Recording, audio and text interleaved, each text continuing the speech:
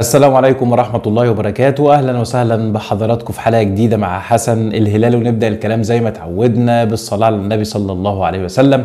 في البداية حابب أرحب بكل الناس الموجودة معانا في قناتنا والناس اللي اشتركت الفترة الأخيرة، أهلا وسهلا بيكم. ولو أول مرة حضرتك تشوفنا أو وقعت فينا بالصدفة فشرف عظيم لو انضممت لقناتنا وكمان فعلت زر التنبيهات علشان يوصل لك كل جديد. ما تنسوش تعملوا لايك للحلقة دي لو عجبتكم، ما عجبتكوش اعمل ديسلايك. على طول نخش في التفاصيل. في البداية كل الأمال متجهة نحو المنتخب المغربي غدا بمشيئة الرحمن في مونديال قطر 2022، وإن شاء الله يقدروا يعدوا المباراة دي ويفوزوا فيها.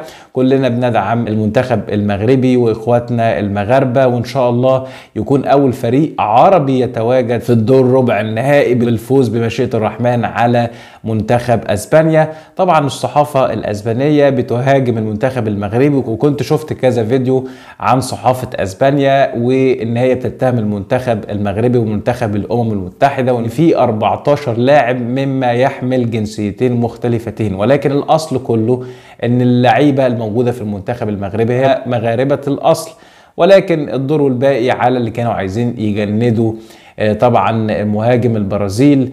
والله نسيت اسمه وانا بتكلم معاكم، مش مهم. لكن كل طبعا التوفيق للمنتخب المغربي بمشيئة الرحمن، وبكره انتظار للموقعة الحاسمة ما بينه وبين المنتخب الاسباني. نخش على طول في التفاصيل. شروق علام وردة فعل حماتها على التجديدات، وبصراحة شروق واحدة من أفضل القنوات الفترة الأخيرة. وخلونا نقول لو احنا اخترنا أفضل محتوى لقنوات الروتينات يعني سنة 2022 شروق هتكون واحدة مما يعتلي هذه المنصة. قدرت تحول وقدرت تدير القناة بتاعتها بصورة احترافية وبصورة طبعا جذبت ليها الكثير من المتابعين. القناة ما شاء الله زادت في عدد مشتركينها، تعد واحدة من أكتر القنوات اللي بتحقق مشاهدات على الفيديوهات بتاعتها الفترة الأخيرة. فوق ده كله بصراحة ردة فعل حماتها ورضا حماتها عنها والعلاقة الطيبة اللي بتظهرها دايما ما بين زوجة الابن وما بين حماتها الست العفوية، الست الطيبة اللي بتفكرنا دايما بأجدادنا وأمهاتنا. ربنا يبارك فيهم يا رب ويطول في عمرهم، وهم الخير والبركة وملناش الا هم. بصراحة يعني الواحد كان مستانس جدا بالفيديو اللي شافه النهاردة، كان عنده جرعة من التفاؤل والسكينة وهو بيتفرج على فيديو على اليوتيوب. تخيل وسط الصراعات دي كلها ان تلاقي حد متميز وسط المعمعة دي، فده شيء جدير بالاحترام. وده كان اول خبر معانا، وننتقل الى مدام هناء والفيوسات التانية للمرة التانية والتالتة والرابعة بتتذاع حاجات لمدام هناء صدمة. وبصراحة يعني أنا مقدر شعور المتابعين لكل قناة لما بنخش وننتقد في صاحب قناة معينة، ولكن بكل أدب واحترام. الناس بيخشوا مش عاجبهم الكلام، وإن مدام هناء ست طيبة وست محترمة وست كويسة ومحدش يعني زايد على الحوار ده. ولكن عزيزي المتابع، اللي انت تظهر بصورة كبيرة قوي وتربط اسمك دايما بتعليم الدين، واللي انت بتنصح دايما متابعينك باللي هم يقربوا من ربنا وفضل الأذكار والآيات القرآنية ومسيو جانو إسلامه ودخوله في الإسلام بسبب معاملة المسلمين ليه، وفي الآخر تنصدم إلى طبعا اللي بيتذاع من خلف الكواليس. طبعا أنا مش مع اللي احنا نذيع أي فويسات، والفويسات دي جريمة في حق الناس كلها اللي بتشوفها، ولكن الحقيقة تقال ان مغتربة في فرنسا صحة متناقضة وست يعني غير صادقة مع نفسها. لو كانت صادقة مع نفسها ما كانش كل الكلام ده اللي بيتذاع بيتقال في الغرف المغلقة او ما بينها وما بين اصدقائها او متابعينها اللي هم ما اعرفش سبب اللي هم يطلعوا للقنوات بتاعت الانتقاد الفيوسات دي. ولكن بصراحة حاجة كارثية الموجودة، ومحدش يقدر يقول ان الاصوات دي فيك او مفبركة علشان الايقاع بمدام هناء. الصوت واضح جدا اللي هو صوتها وهي بتتكلم على قنوات الانتقاد، وانا هنا مش جاي اهاجمها بسبب ان هي بتهاجم بعض قنوات الانتقاد، ولكن بصراحة اتصدمت زي صدمة اي متابع عادي اللي هو مش هياخد كل حاجة. لا احنا مش مصدقين، احنا ما نصدقش. ولكن بصراحة لما تسمع بودانك الكلام اللي بيتقال وطريقة الكلام اللي بتبقى فيه الفيديوهات، هتحس بتناقض شديد وحاجة غريبة جدا جدا جدا، وتحس بمدى التغيير، وان اليوتيوبر معرفش، مش ما بيجملوش الصورة، ولكن بيظهروا بمظهر تاني مختلف امام الكاميرا غير المظهر بتاعهم العادي. استأت كثيرا لما سمعت الفيوسات دي وسمعت الكلام اللي جواها ومهاجمتها لحد مثلا زي الاستاذ عادل فتحي اللي ذكرته قبل كده في قناتها. طبعا الاستاذ عادل فتحي من سنة تقريبا كان بيمجد في مغتربة وكان بيديها الألقاب، وقتها كان يعني مرغوب لدى مغتربة في فرنسا، والست قالت اسمه من القنوات اللي بتحب تتابعها في احد الفيديوهات بتاعتها. ولكن لما تغيرت وجهة نظره بدأنا نحس مش اللي هو بيهاجمها ولكن بينتقد محتواها، سحب منها طبعا اللقب، وكان انسحاب اللقب ده او سحب اللقب يعني سبب في تحول. هو مين؟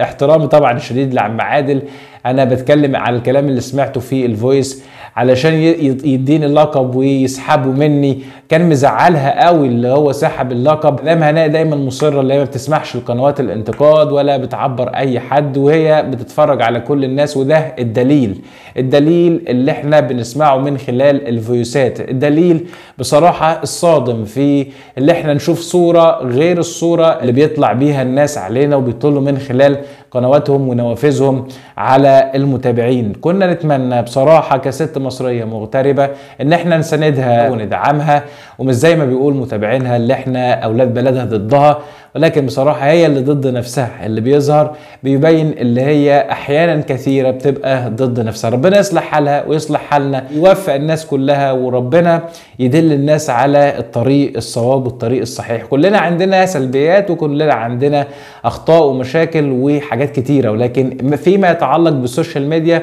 اعتقد ان الموضوع اللي انت تتكلم عن حاجة في السوشيال ميديا غير المبادئ بتاعتك بتبقى حاجة طبعا صعبة جدا اللي انت تتقبلها. نيجي لموضوع ياسمين واخر ظهور ليها، وده اللي كتبته طبعا الحاجة فاطمة في الفيديو بتاعها اللي نزل من ساعات النهاردة، واللي كانت طبعا ياسمين طالعه معاها ان هي طبعا متغير بعض البيانات والمعلومات في حساب الادسنس بتاع القناه بتاعتها. القناه ما ينفعش تطلع من عليها لايف او تعمل حلقات او اي بثات من على القناه لغايه ما يرد عليها بتاكيد بعض المعلومات الجديده، وهي عايزه تغير طبعا في حساب الادسنس، وان هي تبقى ارباح القناه تجي لها هي دايركتلي او بطريقه مباشره بعيدة عن سعاد. وهنا طبعا بعض الناس يقول لك ده الخناقة الأخيرة وتهديد سعاد لياسمين اللي هي هتاخد بقى فلوس صدفة من خلال أرباحها محدش عارف حاجة.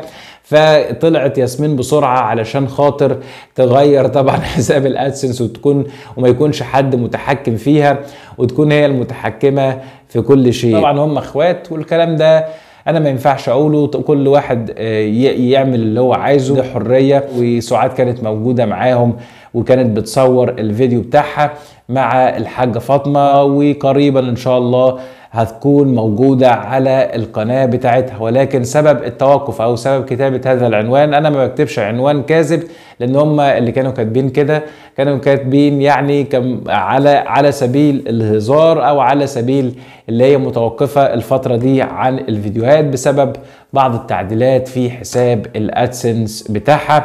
بالتوفيق ان شاء الله لياسمين، وبالتوفيق لمدام هناء، وبالتوفيق لشروق علام، لكل اصحاب المحتوى اللي اتكلمنا عنهم النهارده. وكلامنا مش معناه ان انا بسيء لصاحب المحتوى، ولكن احنا بنحلل المشهد بمنتهى الامانه، نجيب كل الاراء ونطرحها على المتابع. وفي النهايه طبعا حضرتك ليك ما تؤمن به من معتقدات او من اللي انت تصدق حاجه او ما تصدقش حاجه، ولكن الوضع على اليوتيوب بقى حاجه صعبه جدا. اخيرا هنختم الحلقه دي باللي طلع عند محمد يوتيوبر. والفترة اللي فاتت طبعا لما اخد الولاد من سلمى وكان قاعد بيهم، والناس تعاطفت معاه كثيرا، وقال اللي هو هيعتزل الخوض في الاعراض والسب والكلام اللي كان بيطلع بيه، ويربي ولاده وهيعيشوا معاه ويعمل محتوى جديد. وطلب طبعا ان كل الناس اللي غلط فيها يسامحوه.